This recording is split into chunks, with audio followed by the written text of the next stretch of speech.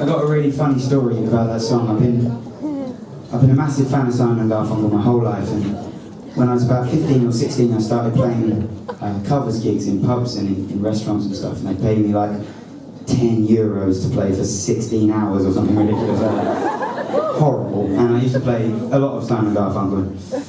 That song's kind of carried on with me, and I've been playing at busking and at gigs throughout the years. And I guess a lot of you came to the Ed Sheeran gig, right? Or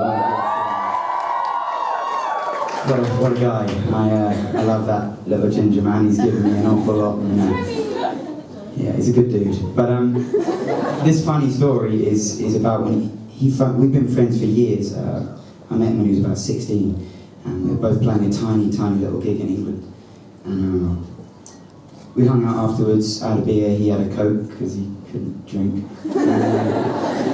And ever since then we've been really good mates, and we played a few gigs together and whatever. And he phoned me up after the A-Team sort of went poof around the world and said, look, I'm going on this big UK tour, and I'd like you to come and support 3 or 4 of the shows if you want. I was like, cool, I'm really sorry, but I'm going to be busking those days. So yeah, of course I will. Yeah. So I turned up to this gig in Bournemouth, a place called Bournemouth in England. Anybody been there? All right, cool. And it's not that cool. It's just Bournemouth. And anybody from Bournemouth? Cool. All right. So I turned up to this gig and walked out on stage, and there were like 2,500 people there, and I'd never played a gig bigger than maybe 300 or 400 people, and I just like froze like a little rabbit, and I didn't know what to do. And I played the worst gig of my life. The song sounded terrible, like all nervous and shaky, and all my jokes were even shitter than normal. Like, it was a horrible gig. And towards the end of my set, I only had half an hour, and maybe towards the end of this half an hour I was thinking, what can I do to try and salvage something from this gig to make me not feel so depressed? I was thinking, I know, everyone's talking and shouting and, swearing and stuff, throwing things at me, actually. I know, this kind of crowd seems like a Sound of Silence kind of crowd. So I played the Sound of Silence. It was an awful mistake because no one listened, they just talked louder. But what was worse as well, I said this really shit joke before I played it. I was like, so guys, this is a new one that I wrote. It's not even, thank you for laughing, but it's fucking not funny at all. It's an awful joke. And what made it even worse is that I realised that most of the audience were about 15 or 16 and would have never heard of Simon Garfunkel in their whole life. So it was a bad joke, and also no one got it. So it kind of summed up my evening. Anyway, after my gig, I went over to the bar and got a drink and sat there on my own like a fucking loser. Alright. And this kid came up to me, must have been like 14 or something, really nervous, really sweet kid, and he sort of shuffled over. I said, hello, passenger. Just wanted to say that I really like that new song that you wrote called The Sound of Silence. Okay. On any other night, I would have said, look, I'm sorry, man, it was a really shit joke. It's by a guy called Paul Simon, you should go and check him out, he's wonderful. On this night, because I'd had such a bad night, and because I was a bit drunk, I just said thank you. Thanks very much. And what made it worse is that I just carried on with the lie. I could have stopped there, but I said, like, oh, it's probably going to be on the next album. Maybe even a single. Oh, stop lying. But anyway, so there's a kid in Bournemouth somewhere who thinks I'm a compulsive liar and a dick, which is never cool. But talking of hatred, are you guys up for hating stuff?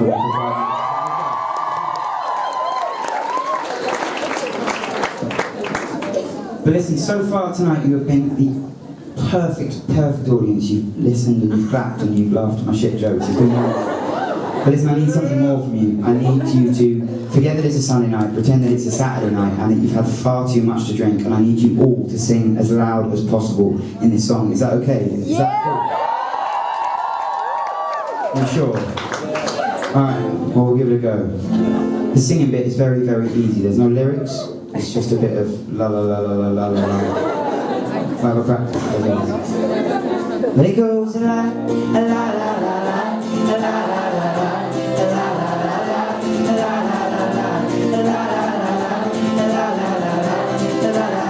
Your turn. And it goes la la la la la la la la.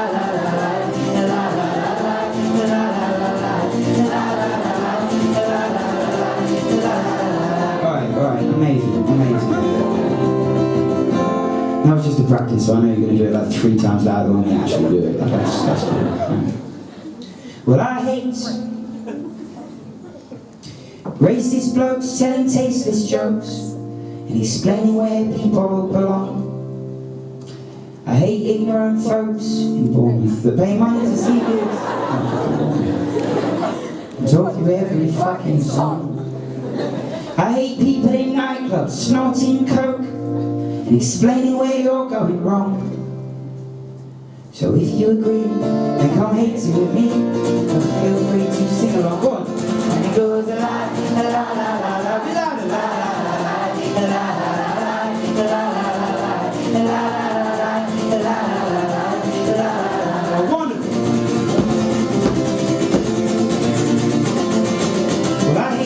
status updates on Facebook. FYI, we were never mates.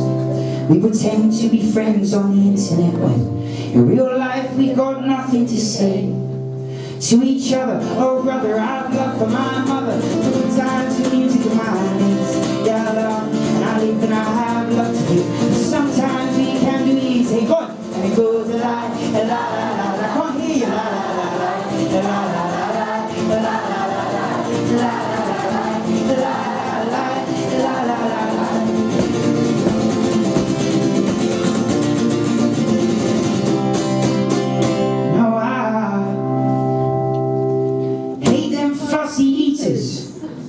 You cook them for heaters. Only eat breakfast and chips. I hate stepping outside for a smoke and some guy coughs like your lungs are his. And I hate queuing up for Reaper Barn toilets, especially when you need. Who else hates the X Factor? Murder and music, you bunch of money grabbing pricks. And it goes la la la la la la la la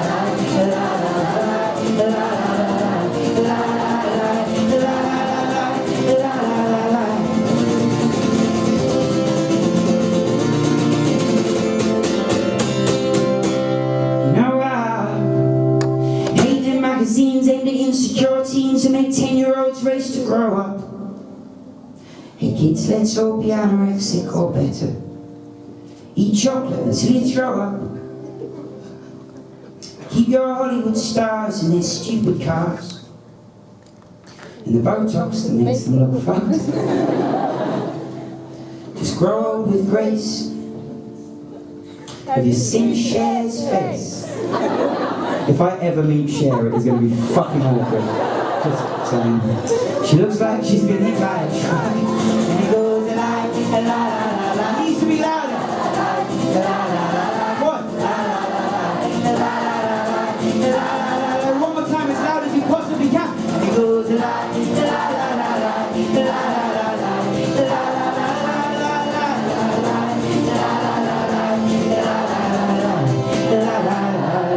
Thank you so much for singing. That was wonderful.